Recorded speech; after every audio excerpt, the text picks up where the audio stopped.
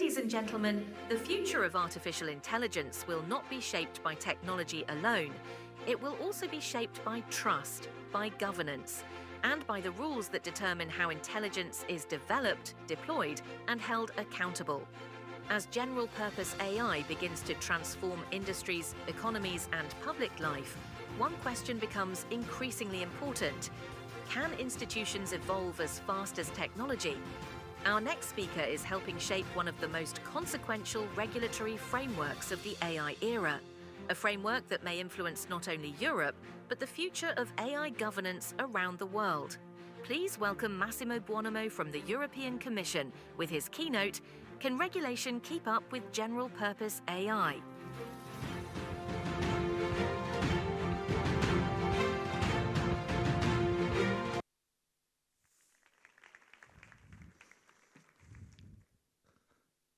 Hello, everybody. It's a pleasure for me to be here.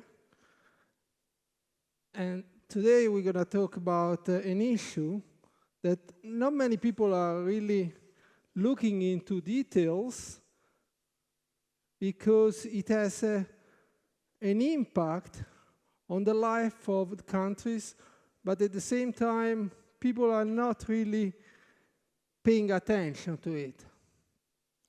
So we're going to talk about regulation and how regulation keep up with general purpose AI. There are many issues at stake. We're going to see many issues that are addressing the core thesis, global cases, and I want to talk about the reality here in Bulgaria and how the AI governance frameworks are being addressed. First of all, societies are governing intelligence itself. What does that mean? The speed of AI is exponential. Technology evolves through rapid iteration and deployment cycles. ChatGPT reached 100 million users in just 2 months. Deployment is global. The growth is exponential. What about regulation? Regulation is the other way around because it took 3 years for the EU AI Act to be issued. National enforcement structure is still being built, and the growth is linear. So the result is a structural mismatch in speed, not simply a temporary delay.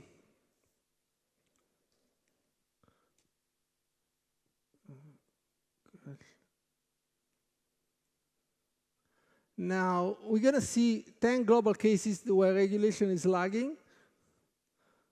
First of all, we've seen technology moves very fast, faster than institutions. ChatGPT adoption versus regulatory timelines was very different because there were 100 million users in 2 months, and government had 0 frameworks for foundational models at that time. In Italy, ChatGPT was banned for a few weeks, but it exposed the national regulators to a problem because there is a borderless AI system, and that is why regulation doesn't keep up with the evolvement of technology. And then there is a problem of deep fakes in elections, as we've seen it in India, in Slovakia, in the US. And by the time the authorities investigate, millions have already used it. So in fact, enforcement is too slow. And then there is copyright versus foundational models. And this is a serious issue that is happening.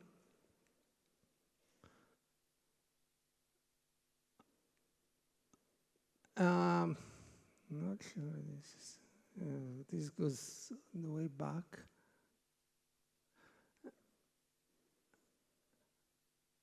And then there is a problem of AI-generated code and cybersecurity. The same model that helps student code can help criminals automate phishing. So how do we regulate capability versus when this has a beneficial but also a harmful use? And then EU AI Act foundational models are very important because this GPT-4 transformed the public debate with the EU AI Act while that was still drafted. And then there is a problem for young people, AI in hiring, because companies screen CVs and you don't even know about it. So applicants don't know that the algorithms are evaluating you, and this is traditional employment laws assume human decision makers, while this is not the case these days. And then there is a problem with autonomous vehicles. We've seen it with Waymo and Tesla using increasingly autonomous systems. But if there's a problem, who is responsible for that?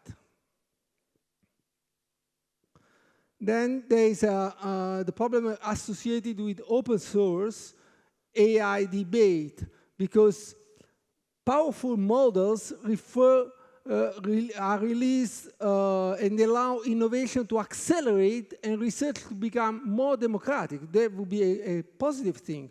But there is also a dangerous side, because a company that can release a model globally in one day, and regulators may even spend years addressing this risk. So this is a problem that is coming up very often. And then let's come to Bulgaria, your country. There are some 6 critical cases that I want to address to. First of all, the EU AI Act. Is there enforcement about the EU AI Act? Rules are enforced, but institutions are still being built. Who audits those institutions? Who issues penalties? Because there are severe penalties. Also, there is a Sofia AI procurement. And the municipality of Sofia is using AI to review public procurement.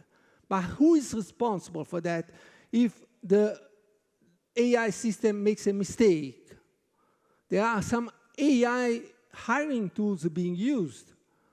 If most of you make an application, AI filters 90% of your applications. You don't even know, but that happens. Who's responsible for that? If you are not being selected. Then there is also deepfakes in elections that happened even in Slovakia, where a fake video came 48 hours before the vote. Now you can say that that was discovered, but that influenced the people. That is a serious issue. There are some very interesting institutions here in Bulgaria, like INSEAD. But there is also the AI strategy problem for the national strategy being built while the GPT-4, for instance, was not even a model. Who's responsible for that?